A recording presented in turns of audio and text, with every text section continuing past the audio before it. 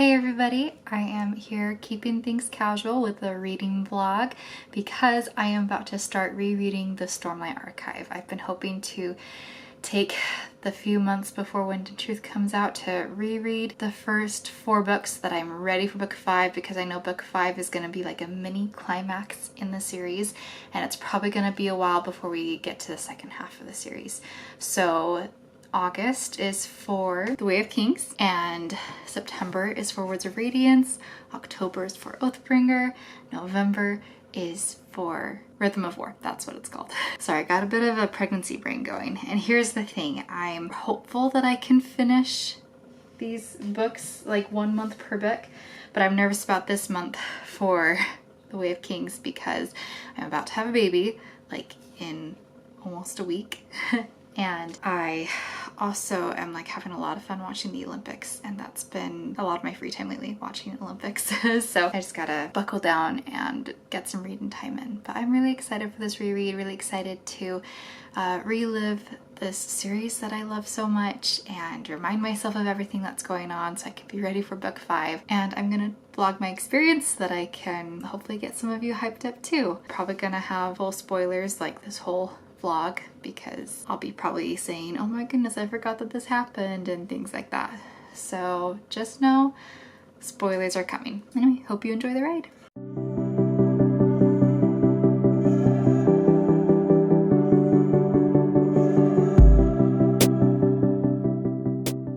Okay, sorry for the poor lighting. I ran out of time earlier today to film when I had a little more natural light to work with, but I wanted to check in because I finished part 1 and the first round of interludes, and I'm just having the best time. I'm really having the best time.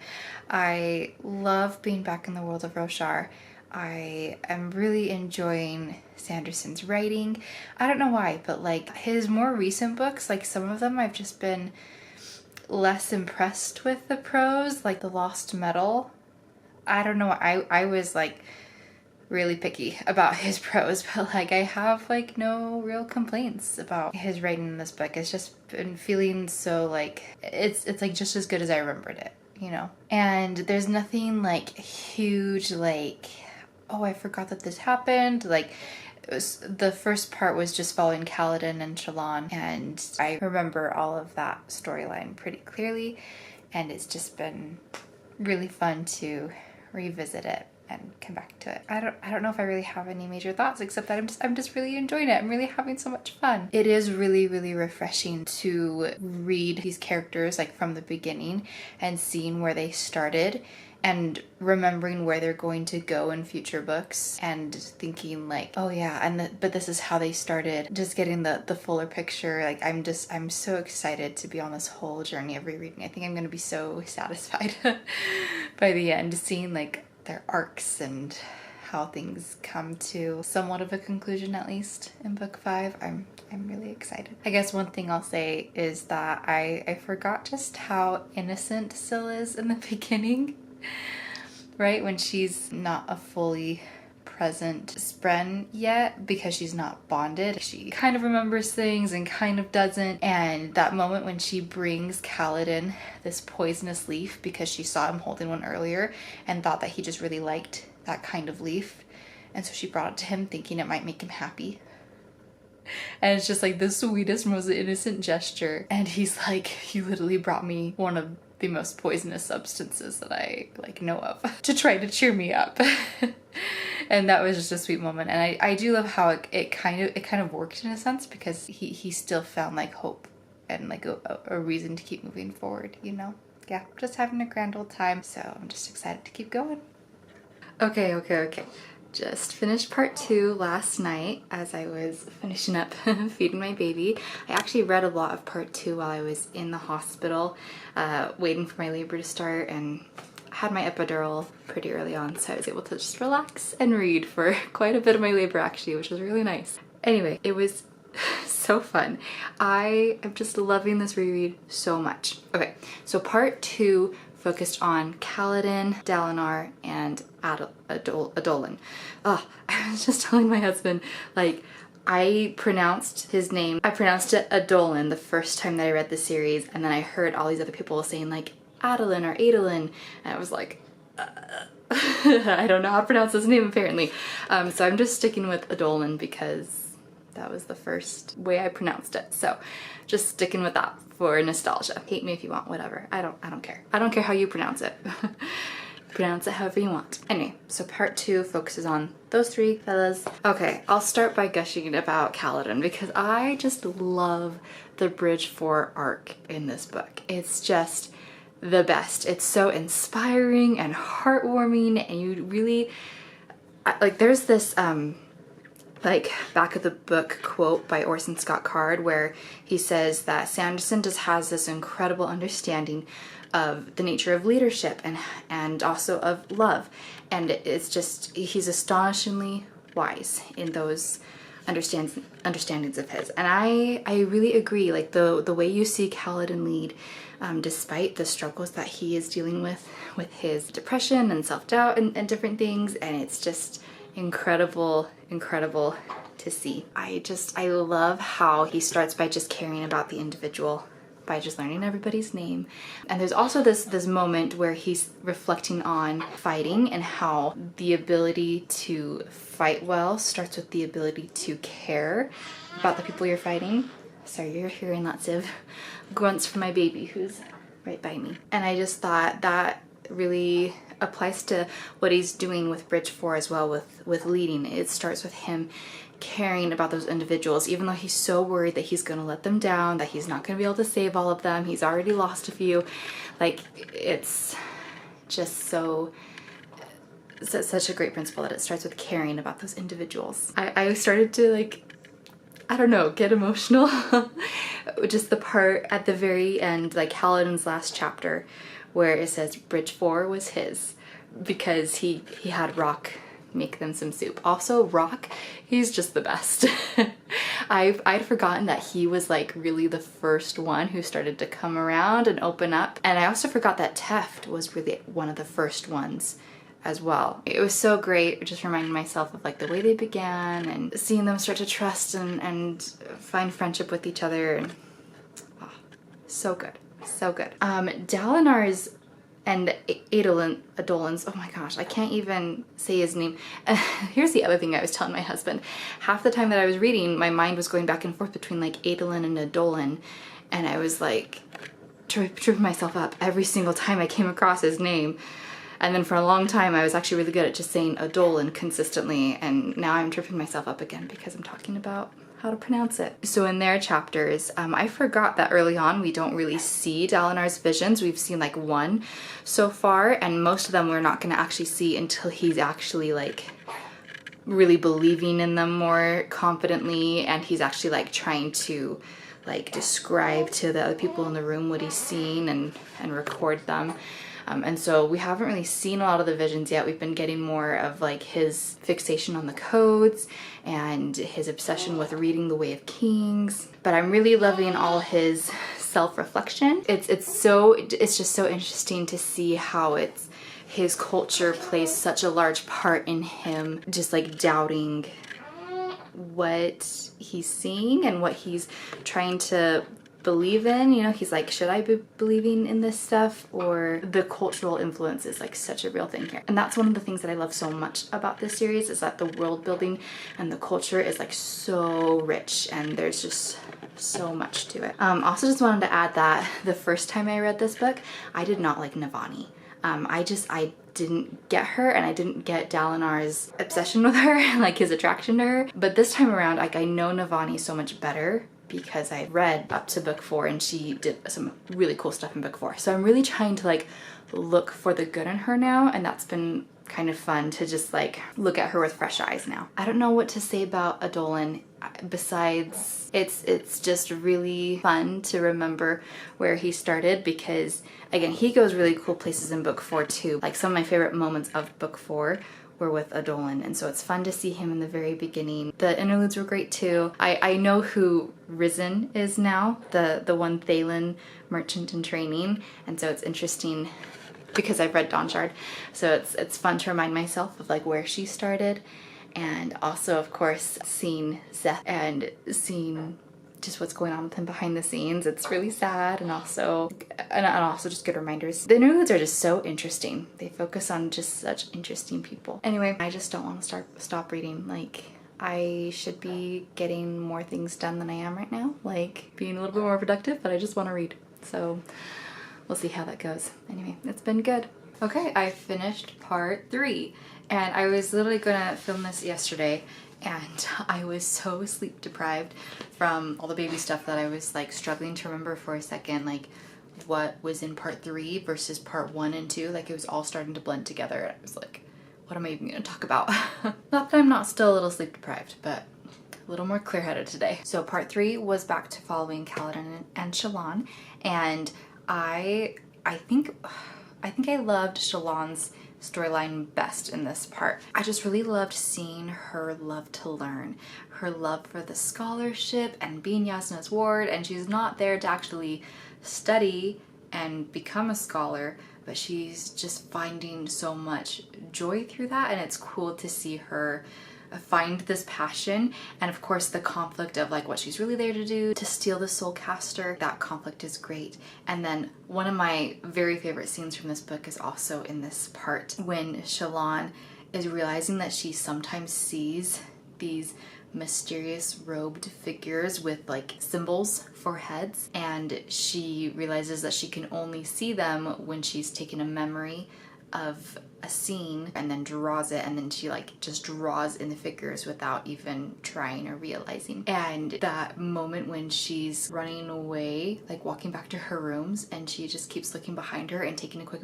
memory and sketching as she's going, and the robed figures keep appearing and appearing and appearing, and it's just like keep following her and getting closer every time she sketches, and she's freaking out, going like, I'm crazy, what are these things following me? And it's just so well done because it's creepy and builds up so well. And then of course like the climax of that scene is like so intense. I think that's definitely my favorite Shallan moment in this book, at least, and it's one of my favorite scenes. It's just so well done. I feel like I really felt for both Shallan and Yasna during that last scene in this part, where Shallan had to give the soul caster back to Yasna in order to like be rescued from the poison. And so when Yasna's finally able to visit her again, and she's so disappointed in Shallan, I feel like the first time I read this I really saw how much Shallan lost, which I still saw and really felt for her,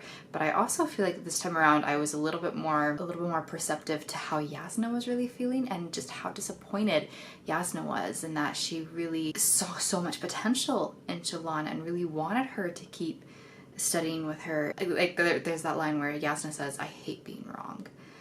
Like, she really expected so much from Shallan. It's a great moment, and I really felt for Yasna in that scene too. No, I really appreciated getting all these flashbacks for Kaladin. I had just forgotten so many of the details of how he got into his slavery and all the drama that happened, because I remembered that he had killed a shard bearer and that he was mad at Amaram, but like I couldn't really remember all the details. And anyway, so it's been nice having the flashbacks to piece together really what happened. Okay, 1 second. Sorry, she didn't want to stay sleeping in a crib, so I didn't have very much left to say anyway. I mostly just wanted to say that one thing that I love about the Bridge 4 arc throughout this book, and it really comes through in this third part, is how these bridgemen are really beaten down. They don't have a lot of freedom or hope, and they've worked so hard, especially through part 2, to really get somewhere, like being able to find extra meals and, you know, taking the initiative to practice and exercise properly, and like, you know, these little things are just, they're making a big difference. They're just working so hard to do, you know, whatever little thing they can do to still have hope and to still find joy in life. And they keep running into these obstacles, and they just don't really give up, and they keep going and keep looking for, like, okay, so what is something that I can do even though I don't have a lot of options right now? What is something that I can hold on to even though things are pretty bleak? And it's so great that most of the bridgemen are just so resilient, because Kaladin he keeps wanting to give up. He keeps thinking, well, I don't think there's any hope left. I don't think there's anything else I can do.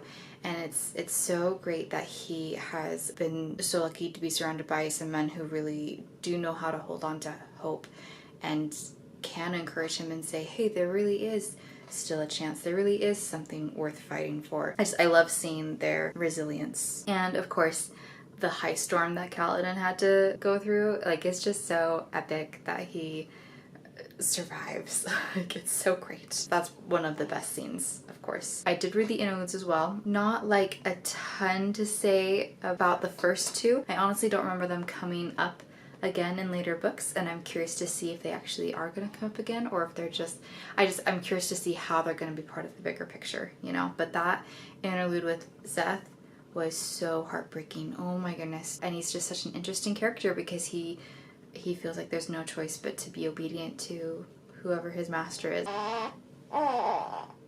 Yeah, are you bummed too?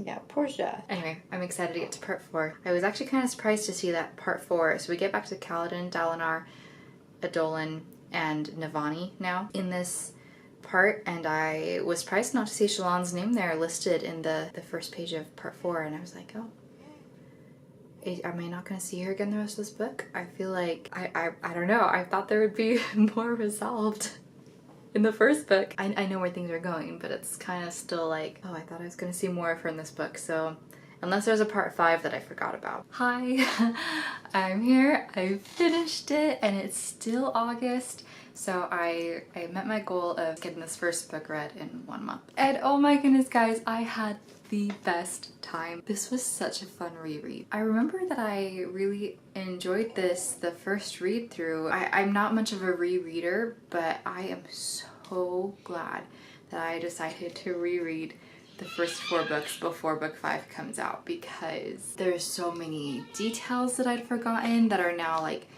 I feel like so many things are going to tie in book 5, and of course like throughout the later books too.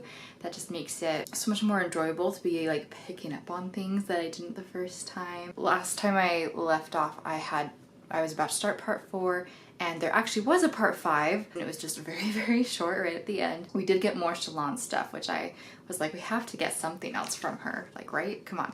So let me talk about part 4, part 5, and then kind of overall things, I guess, and looking forward to book 2. Part 4 was amazing. At the very beginning of part 4, like within the first few chapters, I was like, this scene is really good, and this scene is really good, and this chapter was really emotional, and oh my goodness, like, that was such a payoff. I especially remember one of the early chapters in part 4 was when Kaladin decides, like, he can't always save all of his men, right, on bridge runs, but he can still help save other bridgemen from other bridges, like find their wounded and take them in, and he starts doing that, and all of his crew are kind of like, are you crazy? Like, we can barely afford to like take care of our own injured. And he's like, I'm not gonna leave those men to die. He is just so like unconditionally welcoming of like everybody into Bridge 4. The way Kaladin just is always happy to reach out to others beyond his circle and welcome people in is fantastic and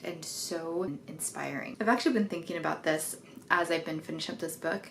I think Kaladin is my favorite character. I don't know if I can say that for the like this series as a whole, but definitely for book 1, like Kaladin is the best character because his leadership, his compassion for those around him, the way he really cares about protecting people, his creativity and finding ways to do so and not taking no for an answer.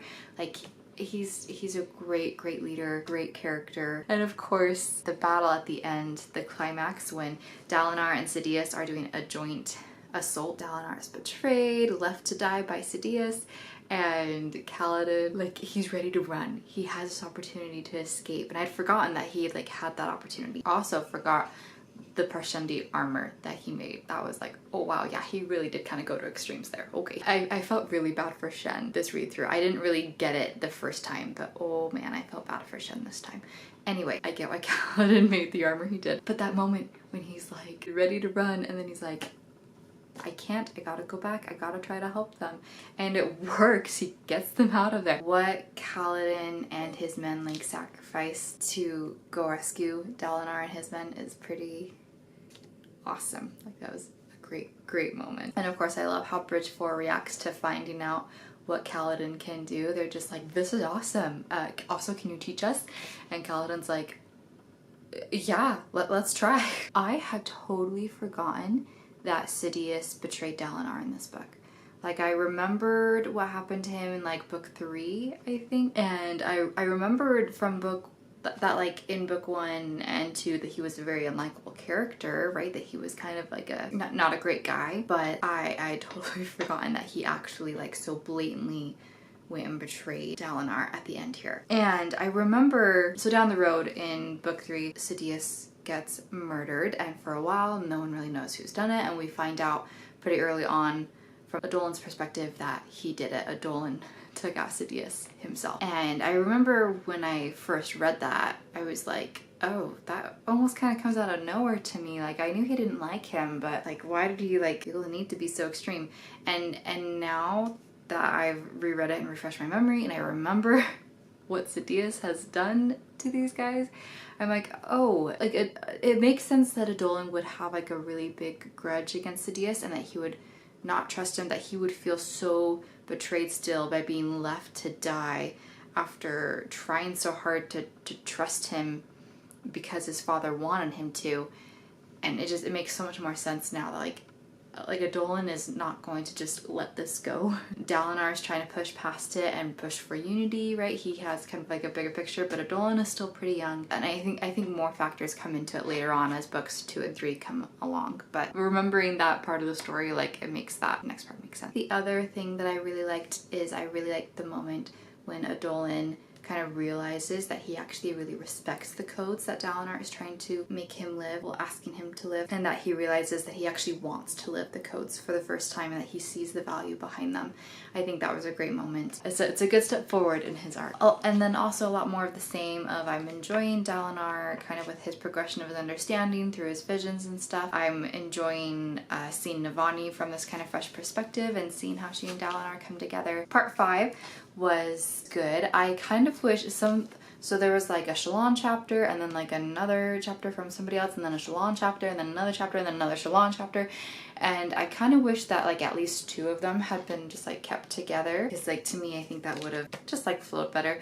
That's really like a small nitpicky thing. I really liked the way that Shallan pieced together that Yasna can soulcast on her own without a soulcaster, because I just forgotten that she had to put that together, because I just kind of already knew it and I just wasn't really thinking about her like having a soulcaster and everything. Anyway, I'd kind of just like forgotten that was like part of what Shallan figures out, and I was like, oh yeah, that is cool. Anyway, I am really glad we got our resolution with Shallan, because we needed it. Oh, it's also such a fun reveal when she and Shallan are thinking, oh, the Parshendi are the Voidbringers. Oh my goodness. And I'm really looking forward to seeing how things continue to progress with Yasna's studies and Shallan's studies, and seeing just how things move forward, because I know that later on the main characters kind of start to realize, oh, maybe we're the Voidbringers, not the Parshendi. So it'll be fun to like really follow the trail a little bit more and like piece things together more. Also, I love the chapter with Taravangian. That chapter in Szeth's perspective, where he realizes that Taravangian is his master and realizes what he's doing, like how he's studying these crazy things that people are saying as they die. And this is where you start to realize that like Taravangian is not what he seems, and you see even more like through a lot more interludes that are gonna come that he's kind of crazy and fascinating. Like Taravangian is such a fascinating character, and I didn't appreciate him in the beginning at first. Taravangian is a character who is so easy to dismiss at first and to forget about as the books go on, especially if you're reading as I was at first, books like every 2-ish years as they're coming out. It was really easy to forget about Taravangian until like things started like really happening in books 3 and 4, and then I was like, oh my gosh.